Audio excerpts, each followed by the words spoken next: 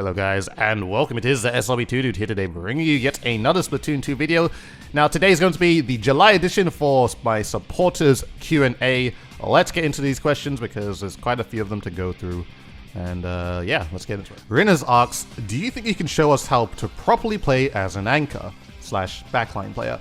I need it. Primarily Splatlinks, as there aren't many videos covering them. Now I've had an idea of a video series to cover stuff like this, like how to play Slayer, how to play backline, how to play midline, all that type of stuff. Sky Guys asks, you mentioned before that Shadow the Hedgehog is your favorite Sonic game. It's yours too.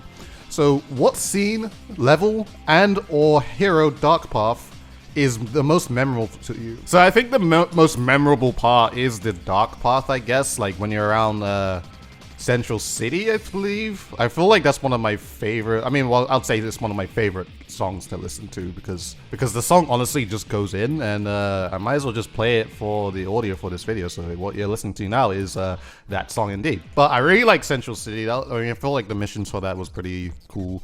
Mad Matrix, I also really like that song, so I might actually include that song within this video too. But honestly, the most memorable things about Shadow the Hedgehog to me is just the music, because there's a lot of music that really just goes in, and it's so good to listen to. Jago asks, hey dude, what game or games do you wish were on the Switch? For you personally, you wish Sonic Unleashed, Colors, Generations, and Lost World were all on the Switch, as well as the Christian Whitehead remakes of Sonic 1, CD, and 2. And honestly, when it comes to games that I wish that were on the Switch, I kind of think a little bit further back.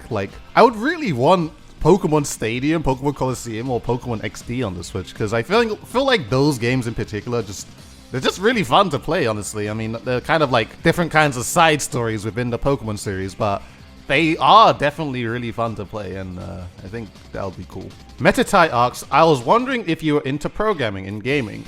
Would it be possible to create a server to where everybody would be happy with or nah? Reason is because of multiple disconnects for the past couple months. You're asking the wrong person. I'm gonna be honest. But I'm pretty sure something there is possible. But yeah, I'm not too much into programming, honestly. We probably asked, any tips on calming down? You have this problem when sometimes you get too nervous when playing the game, and then it just causes you to shake uncontrollably, ultimately screwing up your aim. Take deep breaths, stop caring about things too much that are within the game or outside of the game. Just, play to have fun, and that's all I gotta really say, honestly. Amphi asks, okay, so I know you're a Tetris 99 god. Monka speed in the chat, everyone. I've also been playing Tetris 99 recently, but you can't get past 4th place. Do you have any tips to become better at the game just to finally get that delicious victory royale? Also, thanks for all the videos and content you make for Splatoon 2. It's really inspiring to keep you playing the game, be better, and to also make videos for competitive players to the other side of the ocean. And then there's something in Spanish that I can't exactly read. Well, thank you very much, Amphi. I guess when it comes to Tetris 99, you gotta learn your T-spins. You don't have to, but it's so important too, mainly because it's the equivalent of, I guess, getting a Tetris. I guess when it comes to playing the game, at the very start, you always want to just go for as many KOs as you possibly can. If you have maybe around 3 people targeting you, you should swap it to attack, because then you can hit a higher block bonus. Therefore, you can basically attack multiple people, sending them multiple blocks, and then allowing you to get even more badges to get you more kills. Now, of course, you don't have to do that extremely early if you have 3 people targeting you, because sometimes I like to just build up that KO bonus to throw multiple blocks at someone that's already dying, per se. So it could be a thing where if you have more than 3 people attacking you, do it around the late game, because possibly around that time you would have some badges and got some kills, and it'll just be a lot easier to take out multiple people at once. But those are my tips. Shizonic asks, a bit of an oddball question, but what equipment program would you personally recommend for someone who wants to upload their gameplay footage? So you need a capture card. You can search on Google capture card, and you can get either an Avid Elgato. I wouldn't recommend the one I have currently, because it's a super amazing capture card that costs a lot of money, and it's I guess for an enthusiast, I guess. In terms of programs, you need a video editing software, maybe Adobe Premiere or Sony Vegas Pro. And there you go. Drift asks, do you go out for food often? If so, what places are your go-to and why? If not, is it due to the lack of interest to save money or any other reasons? Now, in terms of me going out for food, I would only usually do it around when I'm going out with friends. I don't really go by myself to go get food and all that. I mean, it's just something I wouldn't do, like, by myself. Types of places that I would actually enjoy mostly is just mainly around Asian food, like a lot of Asian food. Korean barbecue, amazing. Chinese food, always good, obviously. And then, obviously, the Italian food, you know, pizza, pasta, carbonara, all that type of stuff. It's really nice. Bricks the Trainer asks, let's say I am bad with X weapon and I want to work on that. Turf War is not really practicing, also League you communicate, and it is different than being in solo queue. So your question is based on if you have less to no experience with a weapon, should you still go into rank and just try it? Maybe for the first few games put on as much QR as possible to negate the non-existing knowledge of that weapon. Also, you are such a pro Fortnite player, when am I gonna get a creator code? I'm gonna get creator code next year, so don't worry about that.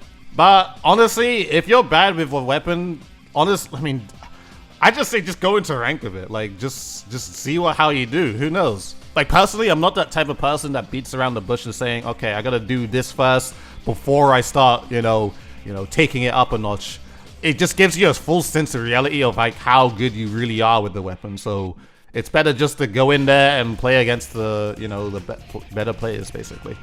Dollyman asks, if private lobbies are ever going to be a thing in Tetris 99, will you do Tetris subscriber battles sometime? I mean, if it was a thing, I would. But, I mean, until then, we're gonna have to wait. It would be a cool thing if you could, like, queue up at the same time with, like, people that are on your friends list, or just, I guess, anyone in general, where they could, like, have this, like, a code and then guarantee to queue up with this person no matter what, and then you just play a Battle Royale game out of that. So yeah, that's all I gotta really say. Sly Cooper asks, if possible, could you show the difference in picture quality with and without the M cable you use? Does it really help with the picture quality for Splatoon?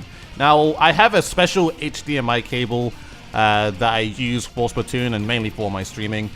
Basically, what it does is that it's like an anti-aliasing cable, so it makes like objects or anything that's like further out just a lot more sharp and just clearer, and like anything that's close up is just super sharp. I'm just gonna direct you to this video made by Linus Tech Tips because it basically shows the differences and what the M cable is doing. The same thing applies for Splatoon as well. Like, if you really want to check it out, you could probably check my Charge to S+99 series Season 2 compared to Season 1, because that definitely shows the difference there too. Alexandra Sketch asks, if Nintendo were to release another DLC for Splatoon 2, like the Octo expansion, what kind of story would you like to see? It would be hard to really, like, say what kind of story I would like to see. I mean, because there's no real story behind Splatoon 2. Maybe it could be a story behind why Mr. Grizz is just a bear rock. I don't know, maybe that could be something. D-Rick asks, if you didn't play Splatoon competitively, would you play another Nintendo game like Smash Bros. Competitively, for example? Or would you play another game competitively on another console and PC? Now, I'm just gonna be honest, like, I can't really say I would definitely be playing another game competitively just cause that's what I do. Like, it's not a thing where it's just like, okay, if I didn't play Splatoon, I'll just probably be playing this competitively. Because personally, before that, like, I didn't exactly have any interest in playing Smash Bros. Competitively. And if I didn't play Splatoon competitively, I probably still wouldn't have the interest. Same with other console games. Like, it's the type of thing where you just don't really know. Like, there's no way I'm going to know that, hey, maybe I want to play Fortnite competitively or Apex competitively or Call of Duty or anything like that. Like I've played all these games where it's just like, it's like, I can't say I would because I really wouldn't know. Splamashi asks, if you were to create a new objective mode from scratch for Splatoon 2, how would it work and function? So I kind of already came up with an idea of a different objective, and well, that's basically Clan Blitz right now. I actually made a video about that. But I guess if it wasn't supposed to be Clan Blitz, like, it's super hard to like really say what kind of objective would work, and to not be too similar to what we already have right now, like Splat Zones, Rainmaker, and Clan Blitz, I guess, and of course Tower Control. Again, Splatoon is a game that needs objective purpose to make players move, so things like free-for-all or team deathmatch would never work, ever. Made a video about that too. Actually, it's the same video. So we gotta get a little bit more inventive with this. So what if there was a 4 versus 4 versus 4 versus 4, basically 4 teams of 4, and they just play Splat Zones. There you go. The Battle Royale zones. Let's go.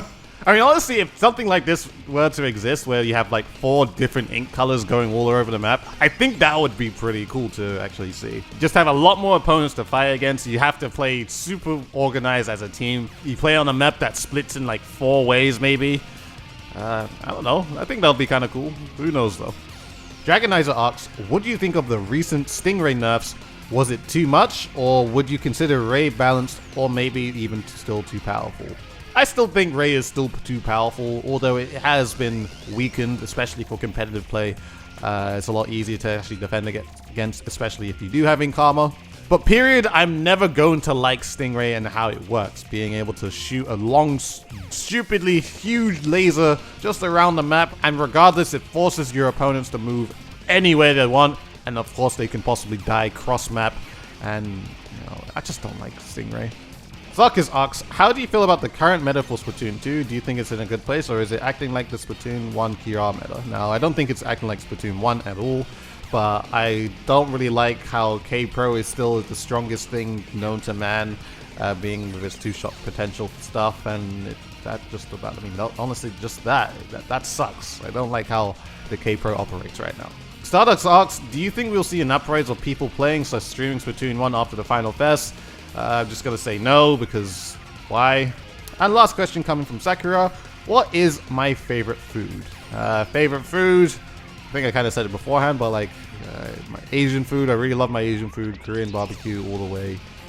Oh, I can't wait to have some Korean barbecue. But that is all I'm going to actually say for this Q&A, because we have now run out of questions. We had quite a few this time around, and kind of had to give my explanation for a bunch of them. But anyways, hope you guys have enjoyed this video. Please, if you did, please like, favorite, comment, and subscribe to the channel if you haven't already. Follow me on Twitter and Twitch, both in the description below. Do it for both of you if you're enjoying this. Make sure to hit the bell notification button, hit the description button to let you guys know whenever I do upload a video and stream at the same time. I mean, not at the same time, but you know what I mean. And also consider joining my public Discord server next to the description below, or in the description below, because that makes more sense, where you can go ahead and talk to myself and my Dude Society community. So with all that being said, guys, this was a long one. Thank you very much, everyone, for watching. Hope you guys enjoyed the video, and I shall see you guys in the future.